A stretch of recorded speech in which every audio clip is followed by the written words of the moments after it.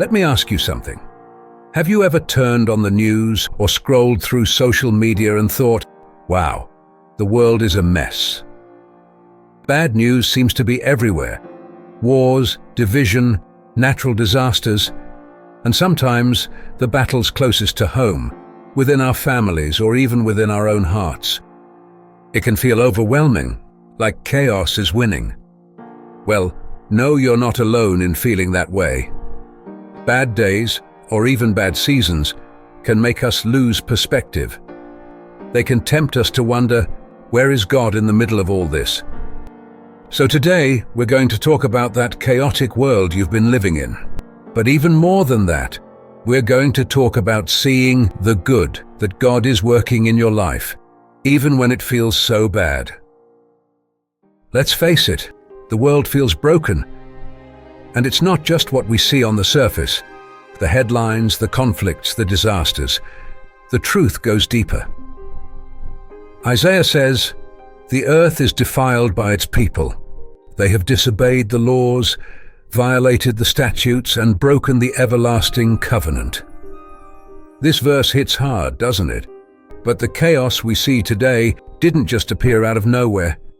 It began long ago with Adam's disobedience.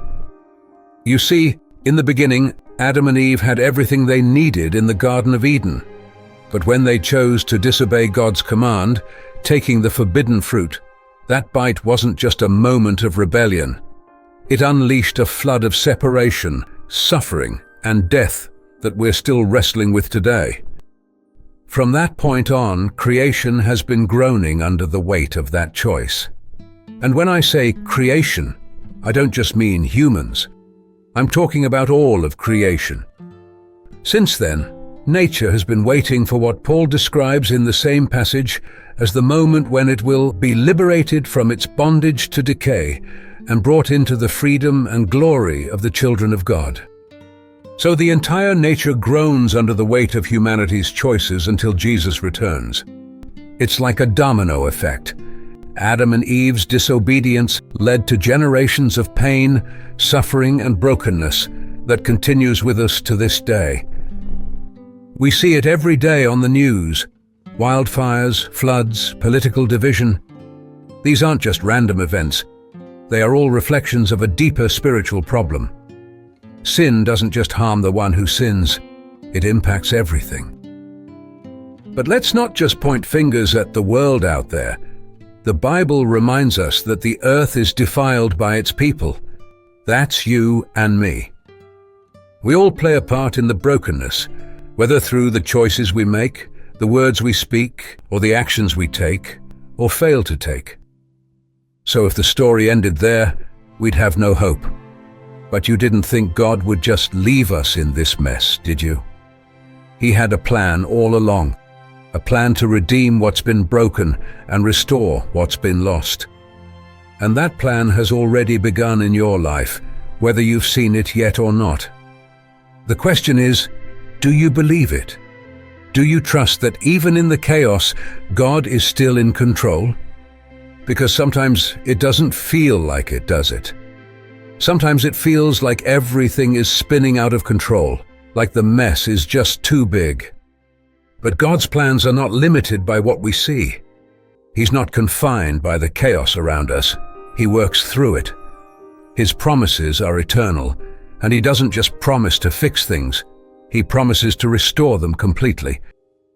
And if you're wondering how God can take something so broken and turn it into something beautiful, let me remind you of Joseph's story.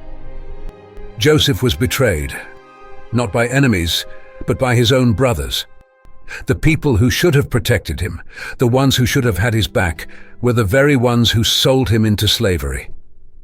Can you imagine the pain of that?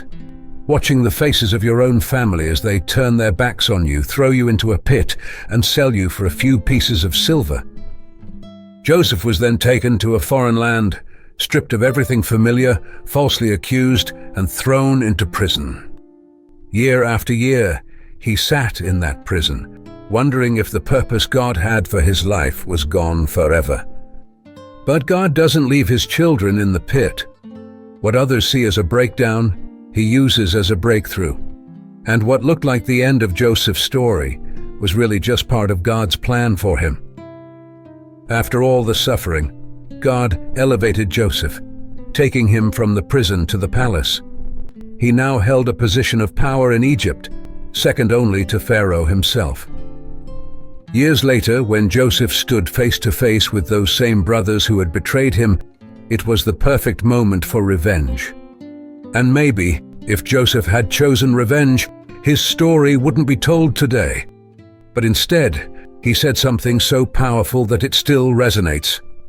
"You intended to harm me, but God intended it for good to accomplish what is now being done." Do you see it? For years, Joseph's life was chaos, but he never lost hope that God would act on his behalf. He went from the pit to the palace because God had a plan for him. Maybe you've been betrayed too. Maybe it was someone you trusted, someone who should have been there for you but walked away instead, and now you're left picking up the pieces. Let me remind you of this. The same God who took Joseph's betrayal and turned it into a blessing is still at work in your life today. One of the most beautiful verses in the Bible says, "And we know that in all things God works for the good of those who love him." That's you. That's your story. He's working in your betrayal, your pain, your brokenness.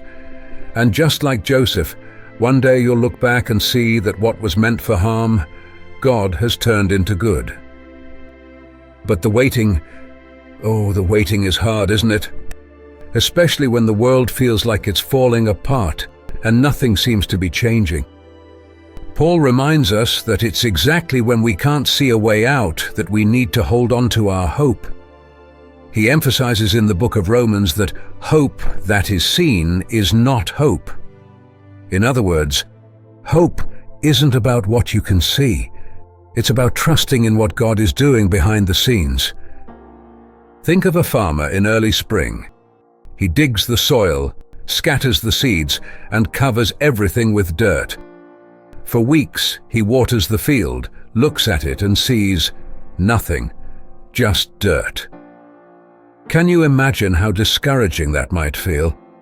If he didn't know better, he might even think, "Nothing is happening. My work was in vain." And isn't that how we feel sometimes? Like we've poured everything into something only to see no results. But the farmer knows better. He knows that something is happening beneath the surface, even though he can't see it yet. He keeps tending, watering, and waiting because he has hope. He knows that at the right time the harvest will come. This is exactly how hope in God works. Often we don't see what he's doing. We look at our lives and at the world, and it feels like nothing is changing. Maybe that's where you are today. You've been praying, working, believing, and yet all you see is dirt. But if you keep reading this passage, Paul actually tells us what to do in moments like this. He says, "If we hope for what we do not yet see, we wait for it patiently." So be patient. God is working. The world might seem lost and nothing makes sense, but the good he's preparing might not show up immediately. That doesn't mean it's not on the way. So keep tending, keep hoping. Don't let the dirt fool you. The world is chaotic, but the seed God planted for those who love him is growing, and the harvest is getting closer every single day.